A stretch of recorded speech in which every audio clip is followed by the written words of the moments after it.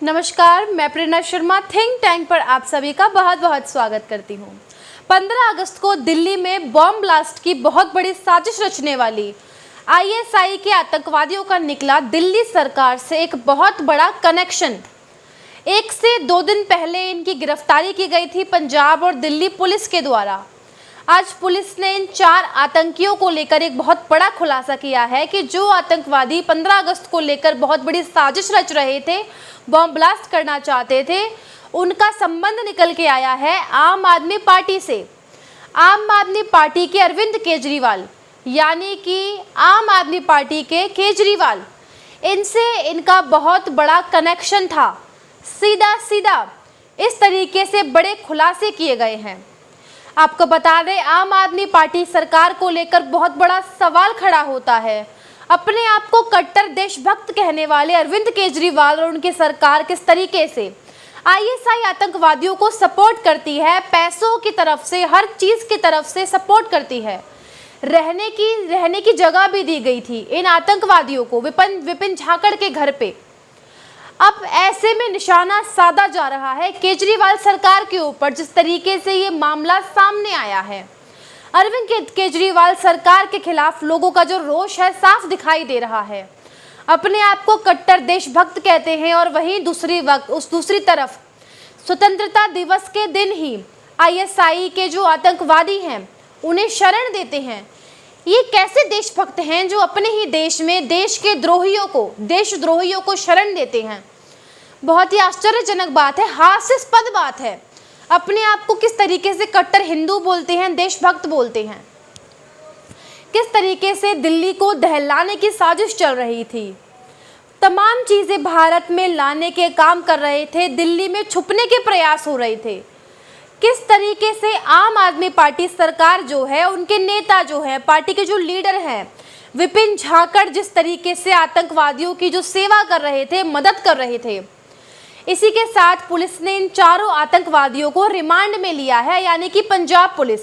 और भी काफ़ी सारी चीज़ें धीरे धीरे सामने आ रही हैं इस मामले में। और वहीं दूसरी तरफ बीजेपी ने मोर्चा खोल रखा है आम आदमी पार्टी सरकार के खिलाफ।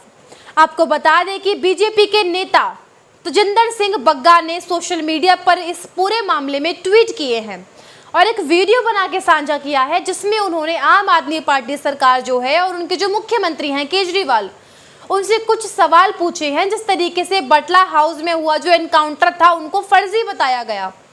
दिल्ली सरकार की तरफ से किस तरीके से सर्जिकल स्ट्राइक को सवाल पूछे गए थे।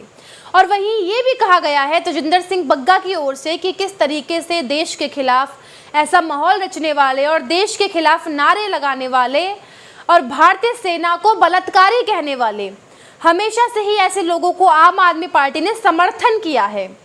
हालांकि उस 2 मिनट के वीडियो में इन्हीं तमाम बातों का जिक्र किया गया है। तजिंदर सिंह बग्गा की तरफ से निशाना साधा गया है केजरीवाल के लिए।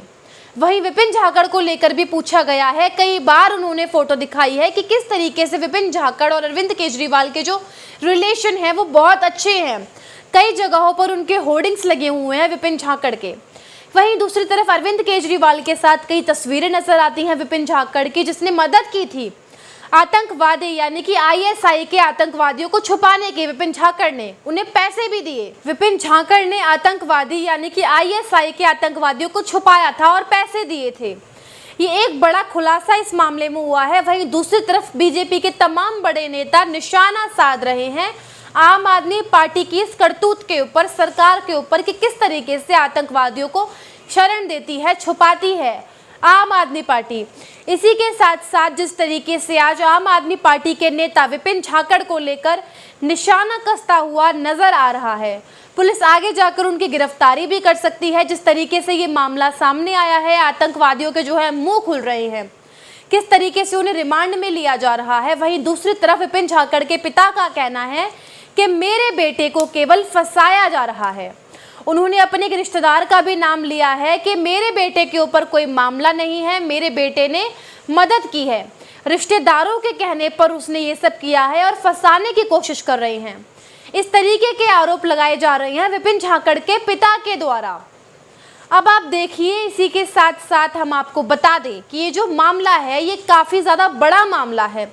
किस तरीके से ये चारों ही आतंकवादी देश की राजधानी दिल्ली को विस्फोट करने की कोशिश कर रहे थे।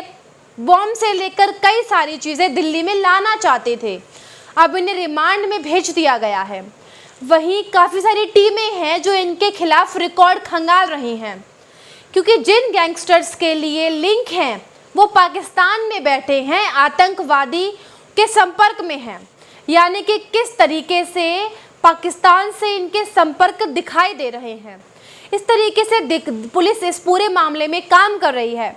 पुलिस ने ये यहाँ तक बताया है कि विपिन झाकड़ जो हैं वो पैसों के साथ साथ लॉजिस्टिक की भी सहायता करते थे। और इसी के साथ साथ ये बड़ा खुलासा हुआ है कि पंजाब पुलिस ने दिल्ली पुलिस के द्वारा छावला थाना क्षेत्र में 1 घंटे के अंदर अंदर 4 ऐसे लड़कों की उपस्थिति की जानकारी दी थी जो मोगा में एक केस में ऑलरेडी लिप्त थे। ये चारों लड़के गोयला डेरी इलाके में एक किराए के घर में रहते थे, जहां दिल्ली और पंजाब की पुलिस की टीमों ने इन्हें गिरफ्तार किया है। और ये भी बताया जा रहा है कि पंजाब में इनमें से 2 आतंकवादी पहले ही मोस्ट वांटेड चल रहे थे और इसीलिए इनके ऊपर कसा गया है शिकंजा। दिल्ली में ठीक 15 अगस्त से 3 दिन पहले इन लोगों की गिरफ्तारी हुई थी पंजाब और दिल्ली पुलिस के द्वारा। अब देखना ज़रूरी ये है कि जहां एक तरफ इन चारों को रिमांड में भेजा गया है पंजाब पुलिस के द्वारा, तो वहीं पुलिस पूरे मामले को लेकर बड़े बड़े खुलासे कर रही है। अब ऐसे में जो दिल्ली के मुख्यमंत्री हैं अरविंद केजरीवाल जी, जो अपने आप को कट्टर हिंदू बताते हैं, ऐसे में उनका क्या फैसला होगा, क्या उनका अगला कदम होगा, ये देखने वाली बात है।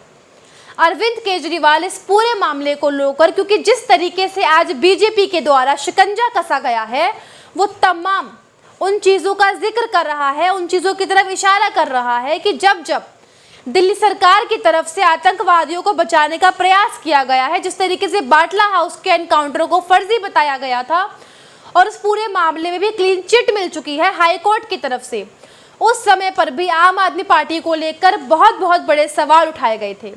जिस तरीके से सर्जिकल स्ट्राइक को लेकर अरविंद केजरीवाल ने सवाल उठाए थे, वहीं दूसरी तरफ कन्हैया कुमार जैसे लोग जो जेएनयू के बाहर खड़े होकर जिन्होंने प्रदर्शन किया था 2016 में, जहां एक तरफ भारत के टुकड़े और दूसरी तरफ भारतीय सेना को कहे गए थे बहुत ही घटिया शब्द, उस कन्हैया कुमार को भी बचाने की कोशिश की गई थी दिल्ली सरकार के द्वारा। किस तरीके से कन्हैया कुमार की फाइल को जाने ही नहीं दिया था मुख्यमंत्री अरविंद केजरीवाल ने। और तमाम इस तरीके की चीज़ें हैं जिनको लेकर आम आदमी पार्टी के खिलाफ एक घेराव खड़ा हो गया है, चाहे वो जेएनयू की हो, दिल्ली सरकार के पास ताहिर हुसैन की बात हो। किस तरीके से 2020 में ताहिर हुसैन ने तमाम लोगों को मौत के घाट चढ़ाया था जब सीए का केस चल रहा था। अब काफ़ी सारे सवाल हैं आम आदमी पार्टी के लिए, बहुत सारे मुद्दे हैं, बहुत सारे सवाल हैं। खैर, इस बार क्या बयान होगा आम आदमी पार्टी सरकार के नेता और मुख्यमंत्री का, ये देखना बहुत ज़रूरी होगा और दिलचस्प होगा, क्योंकि भारतीय जनता पार्टी एक तरफ हावी है आम आदमी पार्टी के ऊपर, वहीं दूसरी तरफ दिल्ली की जनता लगातार पूछ रही है दिल्ली सरकार से इस पूरे मामले को लेकर सवाल। तो देखते हैं क्या होता है क्या नहीं होता है। तब तक के लिए आप सभी से इजाज़त चाहते हैं। हमें आखिर तक सुनने के लिए आप सभी का धन्यवाद। इस मुद्दे पर आपका क्या कहना है ये हमें ज़रूर बताइएगा। नमस्कार।